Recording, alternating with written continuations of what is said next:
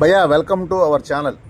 Royal Enfield అయితే disc pads front and back engine oil engine filter మార్చమని చెప్పి customer తీసుకురావడం జరిగింది. సో ఏదైతే spare parts and engine oil ఉన్నాయో అవి కస్టమర్ తెచ్చుకున్నారు. సో మీ బండికి ఇంజిన్ ఆయిల్ ఎన్ని వేల కిలోమీటర్కి మార్పిస్తున్నారో కామెంట్ సెక్షన్లో కామెంట్ చేయండి. అలానే రాయల్ ఎన్ఫీల్డ్ వాడేవాళ్ళు ప్రతి ఒక్కరు కూడా మన వీడియో చూస్తే లైక్ చేయండి. అండ్ డిస్క్ ప్యాడ్స్ భయ్యా పూర్తిగా అరిగిపోయేదాకా వాడకండి, ఎందుకంటే డిస్క్ ప్యాడ్స్ సౌండ్ స్టార్ట్ అయిన వెంటనే మార్పించుకోండి, లేదంటే డిస్క్ ప్లేట్ కూడా అరిగిపోతుంది. సో దీనివల్ల మీకు తక్కువలో ఏది చాలా ఎక్కువ అవుతుంది. అలానే ఇంజిన్ ఆయిల్ మార్పించేటప్పుడు అండ్ ఇంజిన్ ఆయిల్ ఫిల్టర్ కూడా చేంజ్ చేయించుకోండి, చెక్ చేయించుకొని చేంజ్ చేయించుకోండి.